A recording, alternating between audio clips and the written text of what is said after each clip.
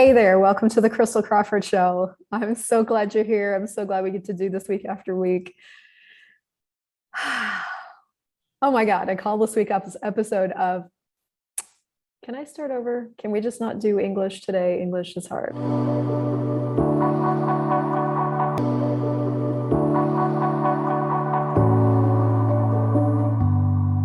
I called this week's episode The Brilliance of Not Knowing What You're Doing. And I've been sitting here, you're gonna laugh. I've been sitting here for almost 30 minutes going, what am I going to say about this so that I can know what I'm doing, so that I can talk to you about not knowing what you're doing? You're welcome. I do it. Okay. So here we are. This is like business and money month, although I think that's just kind of where I live. I love talking about business and money. And so there's so many different things you can choose and come play with this month, but also probably always. crystaljoycrawford.com/crafting your empire is an intro class I'm doing this week and next week and maybe forever. I'm doing two different business done different classes, a foundation class live in England. So there's a lot going on. And I really started to look at, like I always do, what I could share with you about my process that I think is incredibly relevant to your process. And one of the things I started looking at is that most of the people that I coach with or work in group business programs with or talk to about business start out by looking for the how. Now, how do I do this is one of the biggest traps you could possibly create for yourself. But it doesn't seem like that when you're doing it. When you start to do like, okay, okay, cool. So I've got a business, like, now how do I do this? Or just start. The first thing that usually pops up is how. And it's mostly just because we've been so trained to look for the answer. And here's what I think is brilliant about not knowing what you're doing in a totally ADD way. Number one, when you don't know how, and by the way, you never do, 100% of the time, you never, ever know how you're going to do something. When you don't know how, you have to go into question. Now, every time I say you never know how you're going to do something, my mind always goes back to the very first time that I ever said yes to getting married. I know this doesn't seem like a business conversation, but bear with me. I was 27 at the time. I had just graduated Bible school. So it was this really, really actually incredible little boutique school that I found randomly, of course, like you do. I have no idea how I'm going to create my life. And, as you start pulling energy and the universe just throws things into your path. And I accidentally ended up at a church where I heard this guy speak, and I was just blown away because he merged all these different worlds together into one. And it was the most complete picture of living that I had ever experienced so far until Access Consciousness. So I moved my whole life down to Alabama and I went to school. So there's a whole story around that. But so it was 3 years of just like, honestly, getting up at 5 a.m. and like falling into bed at midnight, but just happiness and work and play and study and change and transformation. I think it was just one of my happiest times. And I graduated and was like, now what? Because I was trained to open a church. That was the training was to like go around the world and open these churches, like be able to have the skills. So I had that. But I was looking around and I was 27 and it was just kind of time to get married. So I literally just decided that. I think it's time to get married. So I'm very pragmatic. I started looking around my world and, checking out everybody who was available. It was very slim pickings. So as I kind of looked around at the available choices, which in the beginning, I was going to kind of stay within this little sect of Christianity, kind of marry somebody that had similar beliefs, I guess. There wasn't really anybody there, except for one guy that I had been on and off again throughout Bible school because we weren't supposed to date, which of course, tell a humanoid they're not supposed to date. And guess what they have to do? They have to date. So he was my on and off again, like, oh my God, I want you so bad. No, we shouldn't, guy, you know. And we had also become incredible friends. And he was kind of like the only person in my life. And so I looked at him and I was like, you know, it's not ideal. He doesn't really share the same, he doesn't really share the same beliefs. But like of everybody that I can see, okay, you'll do. And I cared about him a lot. So we had a conversation and whatever, and we looked at each other and we're like, do you want to get married? He was like, yeah. You? Yeah. So he went to Canada, which is, he was East Indian, dot, not feather, but grew up in Canada. So he went back to Canada, custom got me a ring, came back and proposed. And it was just this like incredibly glorious experience, right? 27 years old. I'm living the dream. I'm getting engaged, you know, utopian ideals come to life, baby. But I tell this story to tell you that I remember so distinctly after I got engaged, sitting in the foyer of the then church and feeling incredibly like lost as to how a person gets married. Now what? Like, how does this work? From like, how do you do a whole ceremony, wedding thing? And like, how do you be married? And how does this work? And it really struck me. It's like, I've never forgotten that sensation because I really, really, really didn't know how to do what was next after this. It was like the whole thing had led up to this moment, this pivotal moment. And here I was, the moment had passed and now it was into the what's next. And the thing was like, you just start. So I went to a bookstore. I didn't have any support, no family or anything. So I was really, I mean, my siblings were far. My mom was out of the picture.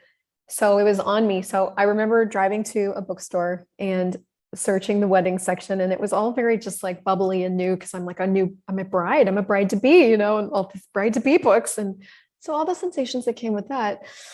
But so I started seeking. And that's like, I don't know how to do this. I guess I'll go look for something. That's how you start to create something.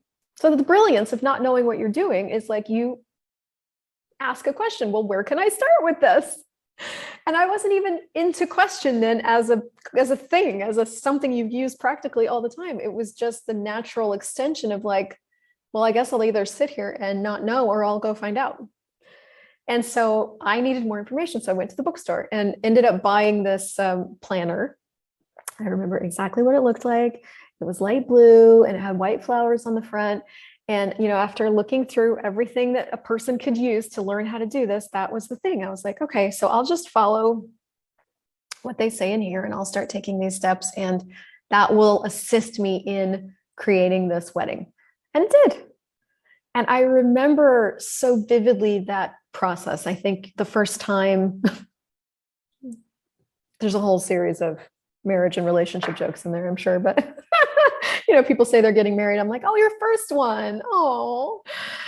And so, but it was so vivid. And I remember so distinctly on the day of looking around at this incredibly beautiful venue with incredibly beautiful decorations and all these different things that I had step by step and choice by choice chosen and created and made happen, from the little party favors to the people that came and decorated the place. I didn't even know how we were going to get the place decorated, but these guys just offered and like donated all these decorations. And there was so many things that went into that creative day that I didn't know how to do, that I did, that I chose, that I just started and chose and started, you know, and walking out into that beautiful room, just feeling so proud of me and us and what I had created. And that just has never left me as the most, you know, as one of the most pivotal moments where I started to get the brilliance of not knowing what you were doing. I just wouldn't have said it like that, right? But as I look back over all these different moments, I mean, the moment every single time I started a business, I didn't know what I was doing every single time. And you know, there's been in this particular business multiple times I didn't know what I was doing. But okay, so but the first thing that's brilliant about that is it forces you to go into question. Now, we're really, really inundated with the idea, the construct that to have a successful life, you need a plan. I didn't really grow up with parents like that, but I run into a lot of people. I see a lot of things on social media that's like, you know, what's your plan for this? What's your plan for retirement? What's your plan? Really, it's like mostly you work to retire. And then once you retire, you're like, I shaved my legs for this. What's your plan for a sustainable future for when you can't work? Okay, you can work now, but what's your plan for when you can't work? What's your plan for, you know, when you're in high school? It's like, what's your plan for university after you graduate university? What's your plan for your career after you grad? What's your plan for marriage? What's your plan for kids? As if those things are the pillars of the way life should work. And I get that in human reality, that's true. But you and I are different. And we're not human. If you're listening to this and you're not human, makes you lighter, you're not human. You're humanoid. Humanoids look like humans, but we have these different things that, you know, we are much more motivated and inspired by changing the world. We actually have more of an ability to do that. We're the creators, the artists, the dreamers, the people that are never satisfied, the more, you know, every single beautiful thing that's ever been created on this planet was created by a humanoid, inventor, creator, person. So, you know, we don't function the same. We're not motivated by the same things. And so a plan doesn't work for us. We are also like so much more of a butterfly. And I got this mental picture from a good friend of mine who was like, you're like watching a butterfly. You know, have you ever watched a butterfly fly? She asked me, and I was like, no. And she's like, well, it's like this. You know, they fly like this to get to this leaf over here, right? They don't just beeline for it. They're not like an eagle or a hawk from the sky diving down to get a fish. It's like, there's a leaf over there. You know, like, and then finally land on the leaf and then get up and then they're flying again and they land on another leaf and then they change their mind and they're like flitting and moving constantly. She's like, you're more like that. And so that's more our reality. So as this, and if you want more, like go watch the Humanoid Advantage in Business, that show that I did last week. Wow. As a humanoid, using yourself to your advantage is getting that you know, there's a different set of tools that actually make things functional for you. And we're talking about making things functional, not getting things right, which probably deserves its own show. But so there's a certain set of tools that allow you to be functional, and they're very, very, very pragmatic. But in the beginning, they can seem conceptual, and they're this: choice, question, possibility, and contribution. Those are literally the 4 pillars of what allows you to create anything in the world. So we were talking about the brilliance of not knowing what you're doing. The brilliance is it thrusts you into what actually renders things functional for you. And that is choice, question, possibility, and contribution. Okay. So when you don't know what you're doing, you either have to sit there and freak out, worry, stress, and otherwise feel bad for yourself. Or you have to kind of turn and face it, pull your big girl panties up and go, okay, I have no idea what I'm doing. Well, what's next? That's it. Those are basically your 2 choices: choose or die. Not even kidding. And I might tell you another story about that. So in the choose point, so when you do face the not knowing what you're doing and you go, okay, fuck it, I don't know what I'm doing, but where can I start? That's when the entirety of the universe, the entire universe goes to work on your behalf to provide you with energy and ideas and connections and engaged. Now you're present. This other thing that you were doing, this dying thing that you might have been doing that I've done before, where you're like, I don't know, and I'm freaking out and I don't know what to do and how do I do it? That's dying, by the way. you are engaged with dying. And so the universe is happy to support you dying. But this moment when you're like, okay, fuck it, whatever, I don't need to know what's next. Now you're engaging with living. And the universe is like, yeah, all this supporting that. Not that the universe doesn't have a point of view. It will support you dying or support you choosing. What do you want to have as your life? So, okay, fuck it. Yeah, what's next? All this energy, all these ideas, all this stuff. And you are engaged. The moment you engage, all of life comes alive for you. You no longer care that you don't know what you're doing. You're just in it to play. Ooh, and this, I mean, I'm getting so much awareness even as I speak about how quickly we slip into choosing to die without recognizing it. Oh my God.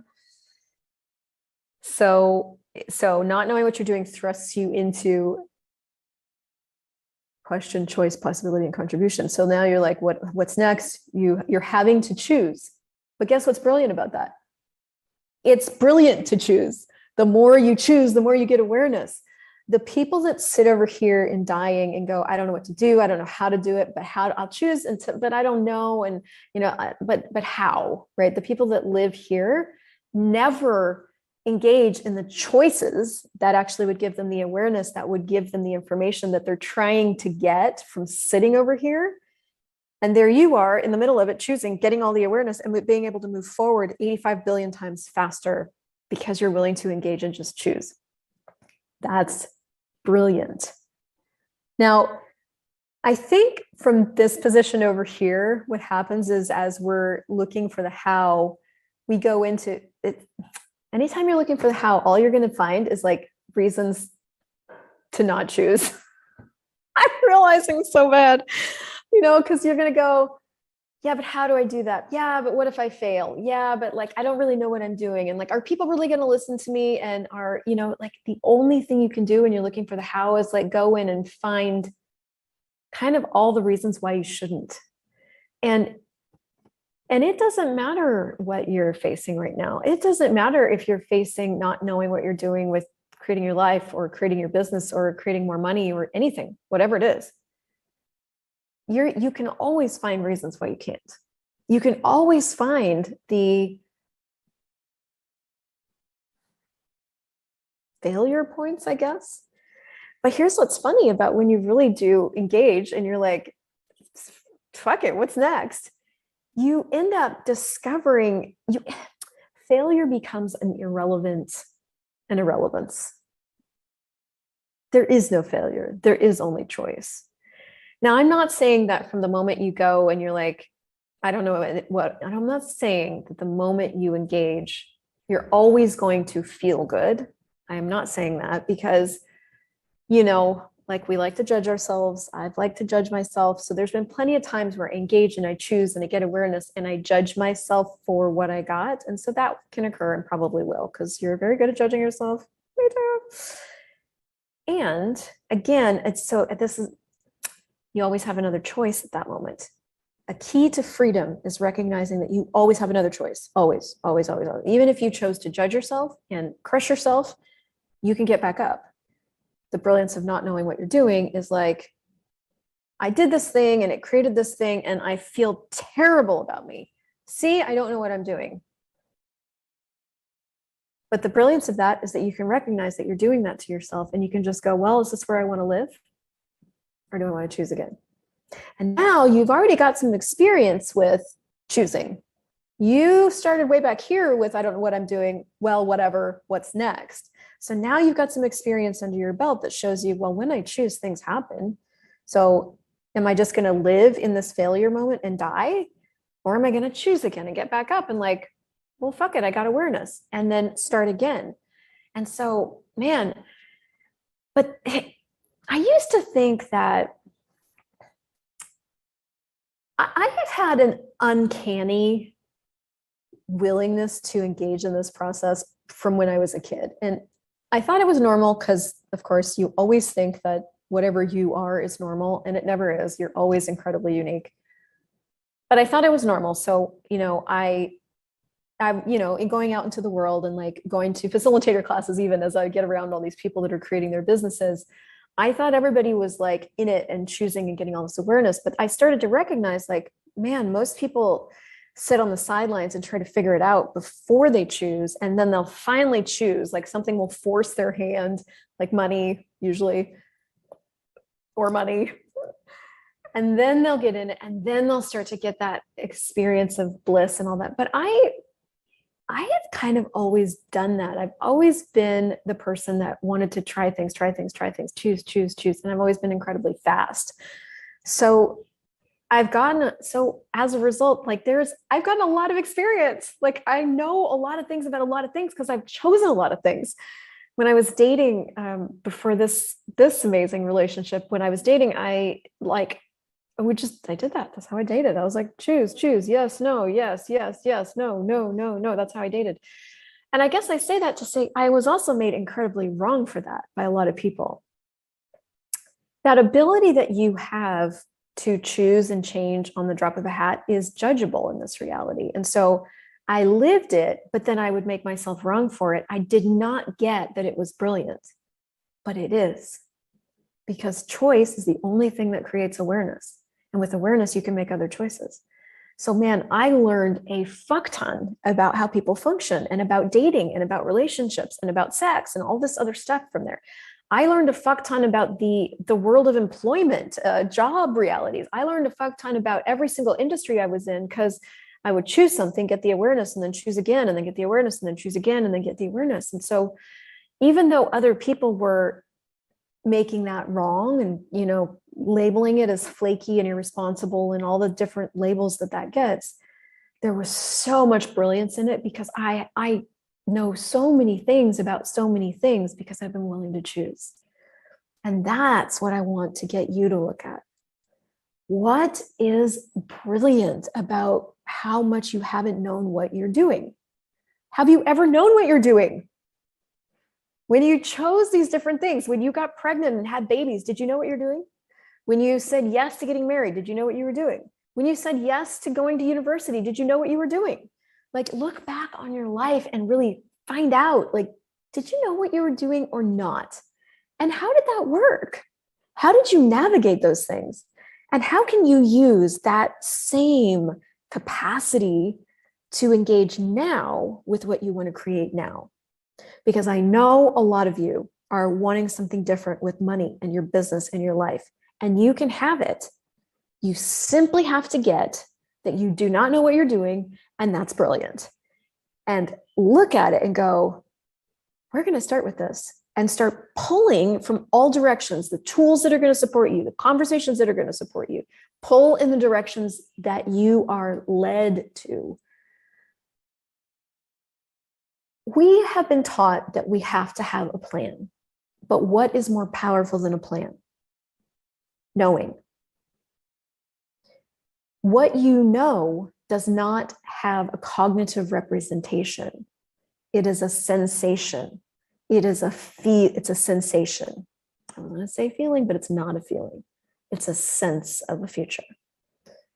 And you have used that sense of a future to get you here. And that doesn't mean every single choice you made worked out in the utopian ideal way. It means that you were willing to make choices and you got the information and you used it to get the next choice, to make the next choice and to get yourself even further. So you know what works for you and what doesn't eventually. Sometimes it takes longer than other times, but you've used every single bit of awareness that you've gotten from the choices you've made so far to get you here. Which means that's exactly what you're going to do next. You're going to use every single bit of awareness. That you're going to choose again and choose again and choose again and use that awareness to get yourself where you're going to next. Because there is no cognitive representation of where you're going next. There's only a sense of something. And so the brilliance of not knowing what you're doing is that you can ask, okay, well, I don't know what I'm doing. What's next? From that question and that choice, you can create anything. You want to have $50,000 a month? Okay, cool. What's next? You want to start traveling the world and have an online business? Okay, cool. What's next? You want to have a relationship that's more like a creationship and, okay, cool. What's next? Anything you want to create gets started from the moment you recognize you don't know what you're doing, and it doesn't matter what's next. And then your willingness to choose and choose and choose and choose and get awareness and choose and choose and choose is what you use to navigate your way forward into the next choice and the next choice and the next choice and the next choice. From question, what's next? Choice, possibility, which is the sensation of, yeah, this choice creates greater, and the contribution of the entire universe and the contribution you are to the world. This whole conversation got started in my life with Foundation, and it got expanded on by all the other access classes. And now I'm finally able to take it and run with it in an eloquent, elegant way in my own life. So I needed quite a bit of input to reinvigorate my natural abilities. And so my question for you is like, what is it you could add to your life? What conversation, what class, what clearing, what et cetera, all of it can you add to your life to give you more access to your natural ability to not have any idea what you're doing and lead yourself to exactly where you're going? Check out infinitebeingschool.com. Check out accessconsciousness.com/Crystal Crawford. Check out crystaljoycrawford.com/crafting your empire, and choose what will contribute to the future you want to have. And share this if you loved it, and leave us a review. Those are all my orders, and those are all my points of gratitude for you. What else is truly possible as the brilliant waymaker, craftsman you truly be? I'll see you.